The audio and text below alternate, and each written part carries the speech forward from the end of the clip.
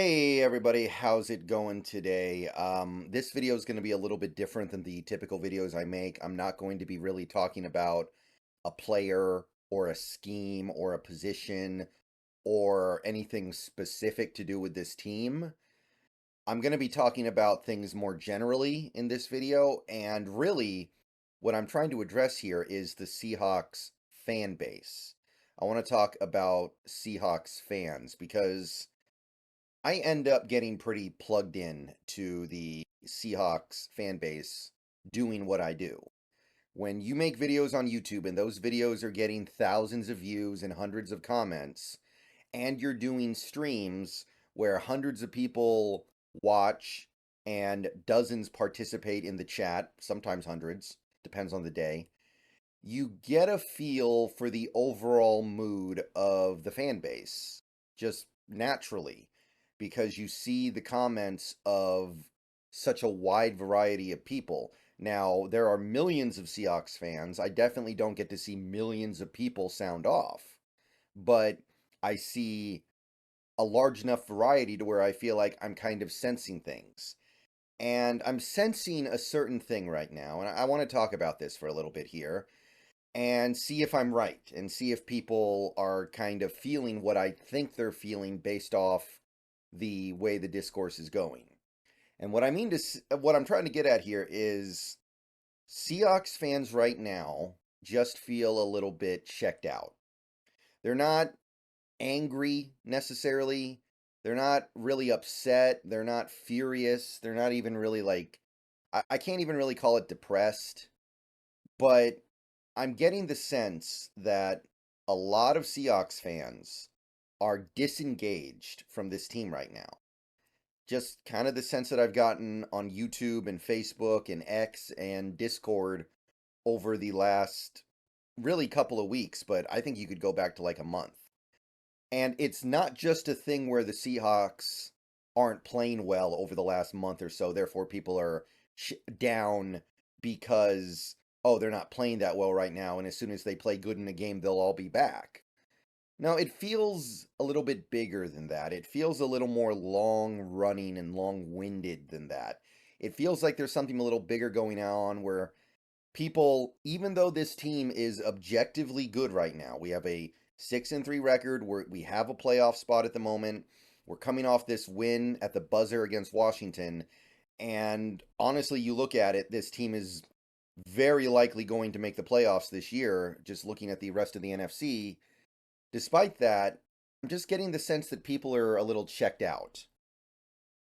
So first of all, I kind of want to hear what you guys think. Are you actually checked out? Because it's just, I'm not seeing the energy from the fan base. Another thing, I was talking with my dad right after that Washington game started on Sunday, and he pointed out that he could have, if he wanted to, not that he would, because he's not really a big fan of going to games. He doesn't go to games very much anymore, but he said he had the opportunity to buy a ticket for very cheap to go to that Washington game the morning of the game if he wanted to. And typically, that is only something that happens if the fan base as a whole, as a collective, is kind of like apathetic about things. Because trust me, when the Seahawks are on a roll, when they're playing really well, when things are going really well, when the fans are hyped, you can't get in that stadium the morning of. Or if you do, you're going to have to pay a ton of money to do it. But my dad sometimes tracks these things, and he's like, yeah, after a loss, I can get into the next home game after we lose at home. The next home game, like the price goes way, way, way, way down, and it's trivially easy for me to actually go to the game if I wanted to. Now, usually he doesn't because, like I said, he doesn't necessarily go to the games that often, but he does notice those things. So I look at that and I go, yeah, there's something a little bit low energy with this fan base right now, and I think I know what it is. I get the sense that people are just kind of bored. People are bored with this same old stuff, kind of, is how I would put it. People are bored of this group. People are bored of this GM and coach combo.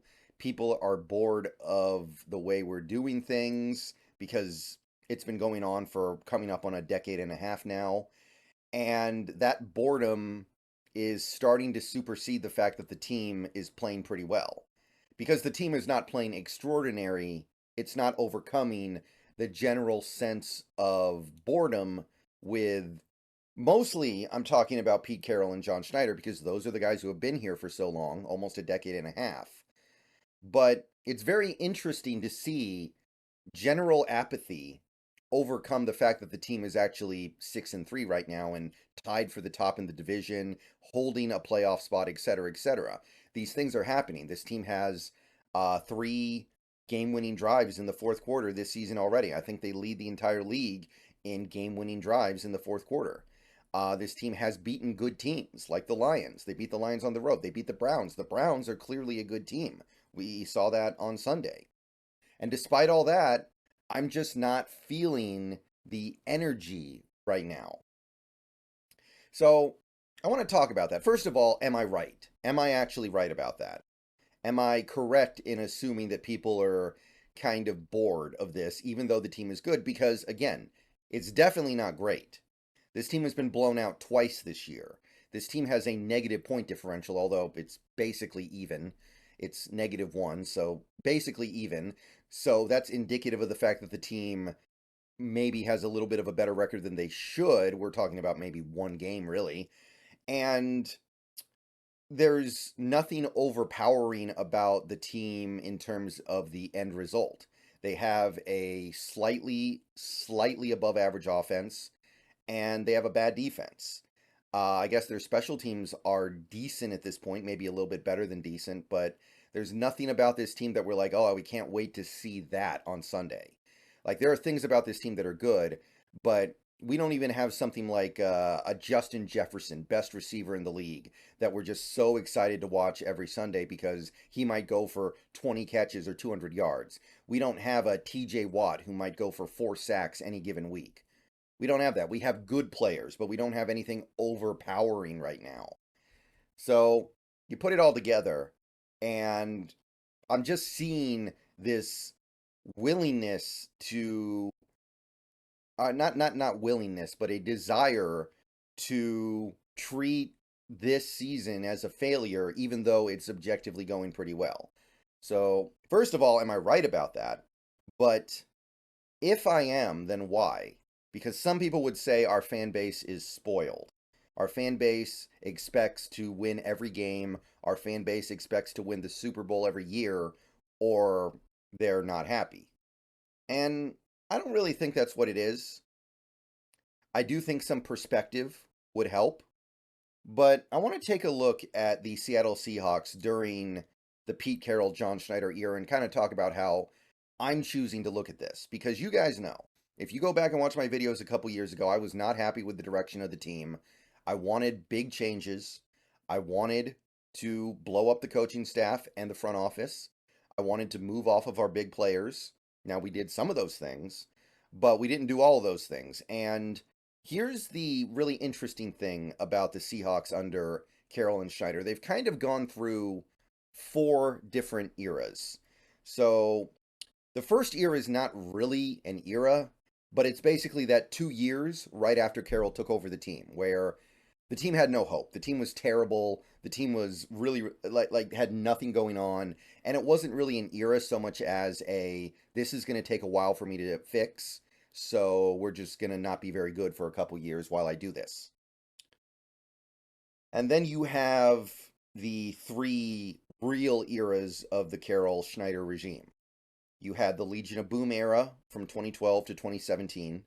That was when the team was built around having a great defense. And every year in that window, until the last year, they had an elite defense. It was top 3 in scoring. In 4 of the 5 years, it was number 1. It was one of the best defenses in NFL history. And you were built around guys like Bobby Wagner, Richard Sherman, Cam Chancellor, Earl Thomas, Michael Bennett, Cliff Averill to a slightly lesser extent, but it was a defensive-driven team. It was built in Pete Carroll's image. And that team was very successful. You won a Super Bowl. You went to another Super Bowl. You had other half-decent playoff runs in that stretch. It was a very good era of Seahawks football. But in 2017, it fell apart. Players got hurt, the offensive line deteriorated too much. There was a lot of things going on with the team that year that led to them realizing they need to switch it up. So 2018, I would say, started the second era. That was the Russell Wilson era, where Russell Wilson was the most important player on the team now. And the defense really wasn't that good. And the team leaned heavily on the offense to win games, leaned heavily on the offense to be a good team. So 2018, 2019, 2020, 2021, that's like your 4-year era. And you keep Carroll and Schneider because they did such a good job with that first era. They deserve a chance to build up in the second era. And that era, and I think this is where this stems from, was a failure. That era, it seemed like it was going in a good direction. You were building up. You didn't have to rebuild that long. You were able to not have a tank year. 10 wins, 11 wins, 12 wins, and then nothing. And then you lose in the playoffs pretty embarrassingly to a team with a quarterback that had a thumb that didn't work. And then the next year you collapse. So that era becomes a failure. You had good moments, you had good games, you had good records, you made the playoffs, but there was no pot of gold at the end of the rainbow. And I don't mean a Super Bowl. I'm not talking about winning a Super Bowl even. I'm talking about having a deep playoff run where you can definitively say we were one of the best teams in the league that year. We had a real chance to win the Super Bowl that year. We did not have that in that era. So that era is a failure. And what happens when a football team has an era that is a failure, most of the time, vast majority of the time, they will get rid of almost everything. Not always. Not always. But usually when you go through an era, an extended era that ends in failure, which the Russell Wilson era did, that 2018 to 2021 era, you would then say, okay, Schneider, Carroll, you guys didn't get it done. We're going to blow it up now. We're going to try to rebuild this team basically from the ground up, or pretty close to the ground up, but you're not going to be part of it because you messed up the last era. It's pretty rare that you see a coach and usually a GM go through an extended era without some kind of deep playoff run and get to keep their job. But however, this is the key here. The Seahawks decided, no, we are going to keep Schneider. We are going to keep Carroll. We're going to change the chain of command a little bit, maybe. I do think that last year the Seahawks did start giving John Schneider more power. We'll never know for sure. But I do think Schneider had more power over personnel decisions, and Carroll lost some of that responsibility. But they decided not to do that. So they decided to go into a new era. They traded Wilson. They let go of Wagner. They let a decent number of their free agents walk. They kept a couple guys that they really liked, but they were turning over a lot of things. KJ Wright had gone the previous year. He was kind of a cornerstone. There was just a lot of turnover that offseason. So you're going into a new era. And the thing that makes this new era different from most other teams' new era is that you decided to keep the GM and coach. Now, at the time, I wanted Carroll and Schneider to go. And people ask me now, do you regret saying that? Do you regret feeling that way? No. At the time, I think it was justified. There had been too many mistakes made.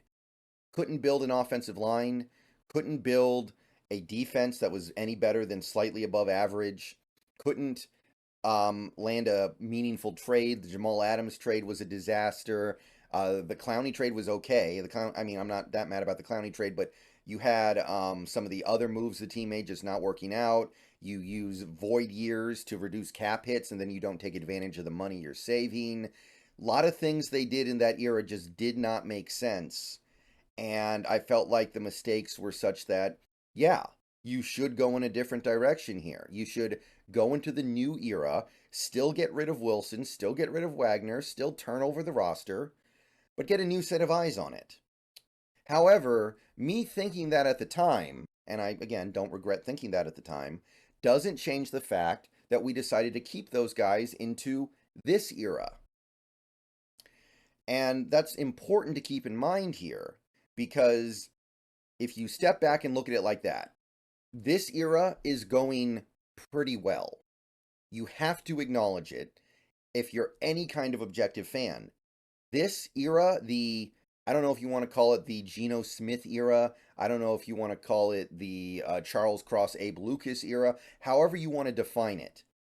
This 2022 to 2023 era that we're in the middle of right now is going better than 95% of people expected.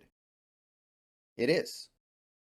We are 15-11 in the regular season in that era, 0-1 in the playoffs. So you could say 15-12. And most people thought that we were going to be going towards some really bad seasons. I thought we were going to win 6 or 7 games last year. A lot of people thought we were going to do worse. So the rebuild has happened quicker than expected.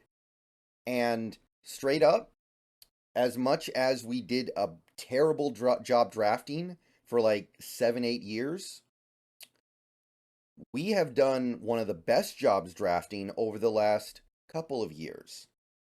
We had a top 3 rookie class in 2022, and the 2023 Seahawks rookie class, it's not as good, but it's looking like one of the best ones. Still, it's probably in the top 6 or top 7. So over the last 2 years collectively, the Seahawks have done, I would say, a better job than any other team in the NFL at drafting good talent.